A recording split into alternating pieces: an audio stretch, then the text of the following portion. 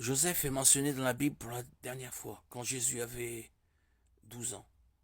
Au retour d'un voyage à Jérusalem, Jésus a été séparé de ses parents et ceux-ci l'ont finalement retrouvé dans le temple, où il discutait avec les enseignants.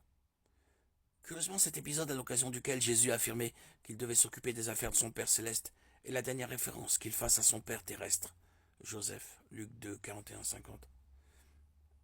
Étant donné que Joseph n'est plus mentionné, la plupart des exégètes pensent qu'il est décédé avant le début du ministère public de Jésus.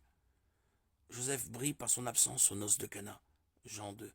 Marie est la seule mentionnée sans son mari.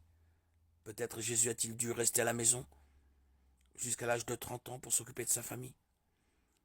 La théorie de la mort de Joseph avant que Jésus ne devienne adulte est appuyée par le fait que sur la croix, il a confié sa mère à l'apôtre Jean, Jean 19, 26, 27.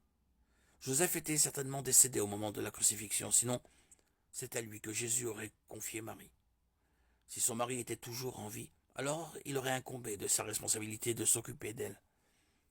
Seule une veuve pouvait être confiée à quelqu'un d'extérieur, à la famille proche.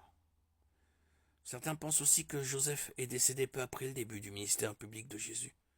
C'est peu probable, car dans ce cas, le décès de son père aurait été un événement important dans la vie de Jésus, qui serait certainement allé à son enterrement avec ses disciples. Au moins un auteur des évangiles l'aurait forcément mentionné. Nous ne le savons pas avec certitude, mais il est probable que Joseph soit mort avant le début du ministère terrestre de Jésus.